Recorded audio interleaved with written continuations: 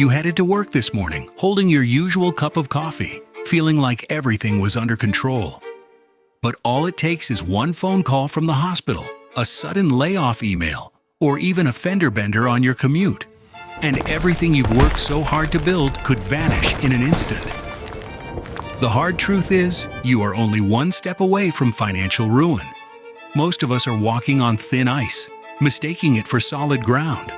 And the only lifeline that can save you when life throws a blindside hit is what we're discussing today.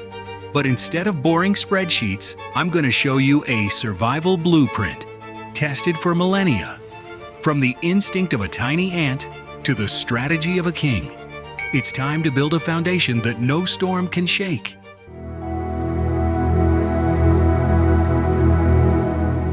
Stop for a moment and imagine. You are standing in the solid gold palace of King Solomon, the man who owned a net worth equivalent to $2.1 trillion. He was the wisest, wealthiest, and most powerful man in history. Surrounding him are philosophers, generals, and the most renowned merchants of the ancient world. But when Solomon wants to teach us how to never go bankrupt, he doesn't point to a general, nor does he point to a massive treasury. He leans down, points to a crack in the stone floor, and says, "Go to the ant and be wise." Do you see the contradiction here? A king who holds the entire world tells us to learn from a creature so tiny that you could step on it without even knowing. Why? Because the ant possesses something that 90% of us in 2026 have lost: the survival instinct. We often look to eagles to learn about vision, or to lions to learn about courage. But Solomon knew that to build a sustainable empire, what you need to learn from the ant about discipline when no one is watching. Solomon wrote, "It has no commander, no overseer, or ruler." This is exactly the greatest difference between the sustainably wealthy and the permanently poor. In this 21st century, we are taught to become obedient sheep. We wait for the boss to assign work before we do it. We wait until the bills are due before we worry about paying them. We wait for government bailouts when the economy is in crisis. We always need a ruler or external pressure to act, but the ant doesn't. It has an incredibly precise internal compass. It knows that summer is a gift with an expiration date. The wealthy never mistake cash flow for prosperity. When things are abundant, they don't throw parties and celebrate until everything is gone. They look at what they own and see it as a weapon to survive through difficult times. They understand the harsh law of the universe. The brighter the summer, the harsher the winter will be. If you spend as if summer lasts forever, you are signing your own financial death warrant. So, how do we apply this lesson to ourselves? Here are 3 steps you can take immediately after watching this video. Step 1. Mindset management. Don't wait until your account hits zero to start worrying. You must be your own harshest ruler. Set up an automated storage system. The moment your paycheck or profit arrives, I set aside a portion, even the smallest amount, and move it into a reserve account. Don't give your lazy brain a chance to interfere. Step 2. Analyze your summer. Look at your current income. If you have a job, if your business is doing well, that is your summer. Don't listen to advertisements about enjoying life or 0% interest financing. Those are traps designed to turn you into prey. Never buy a luxury item just to look wealthy to others. Your only concern should be whether your reserves are abundant or not. Step 3. The store before spend formula. Our mistake is income minus spending equals savings. The new formula is income minus storage equals spending. You must gather food as soon as the harvest begins, not wait until the harvest ends to pick up the scraps left in the field. Start with 5%, 10%, or any number, but do it with the absolute discipline of someone who doesn't need a boss to remind them. Why is a 3,000-year-old lesson from an ant so critical in 2026? It's because the modern world is engineered to turn you into a lazy consumer.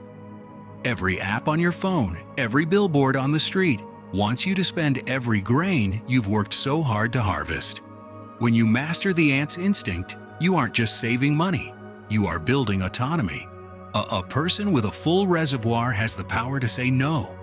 No to a toxic job. No to predatory loans. No to the panic that sets in when the market crashes. The tiny ant doesn't fear winter because it already won winter while the sun was still shining. If you want to escape being broke, you must stop being a comfort-seeking modern human and start being a forward-thinking classic ant. Mastering the ant's instinct is the first step to ensuring you never starve. It builds a rock-solid habit. But let's be honest, in a world as volatile as ours, instinctive hoarding alone isn't enough to build an empire. If the ant taught you about habits, the next figure I'm about to discuss will teach you elite strategy. He didn't just store for an anthill, he saved an entire superpower and achieved peak wealth through one simple yet powerful mathematical number. If you don't pair the ant's instinct with this man's 20% rule, you will always just be someone with some savings, but you will never be truly prosperous. Join me in ancient Egypt to decode the strategy of Joseph.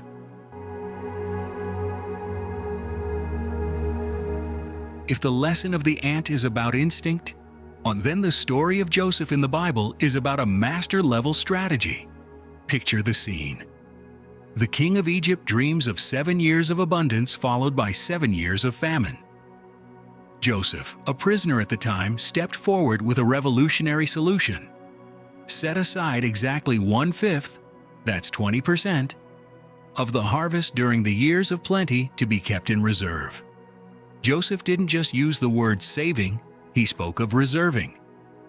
He understood a brutal truth. If you consume 100% of what you produce during the good times, you are literally signing your own death warrant for when the hard times hit. That 20% is the safety margin between a person who masters their destiny and one who is crushed by circumstance. So how do you apply this elite strategy today? You implement one simple rule: pay yourself first. Let's say your take-home pay is $5,000 a month. Most people follow the same old pattern. They pay rent, the car note, Netflix, shopping, and then they hope there's something left over at the end of the month. That is the blueprint of someone headed for bankruptcy.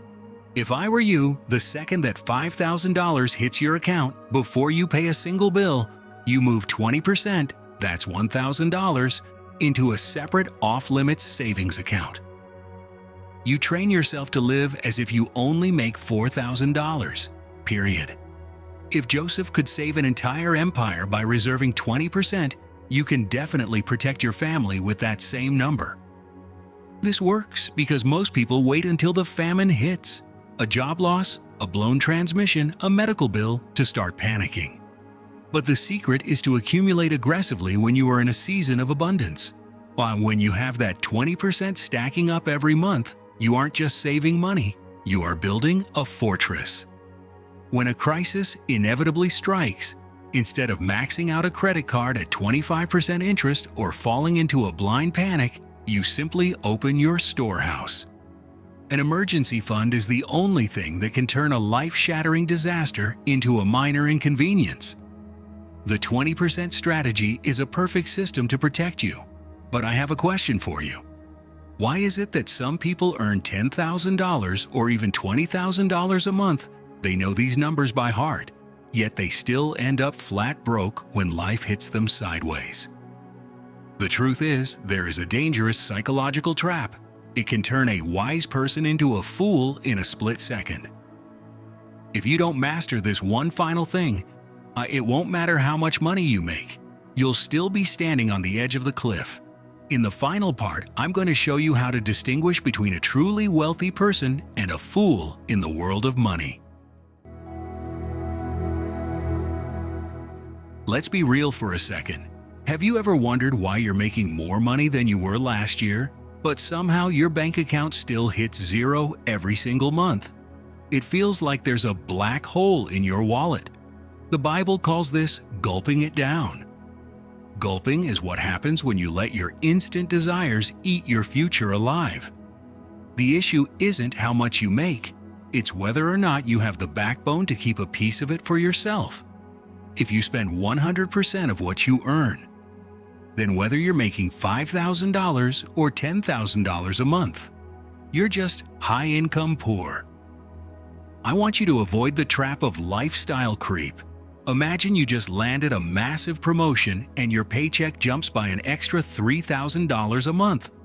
That's an incredible win, right? But here is what a fool does.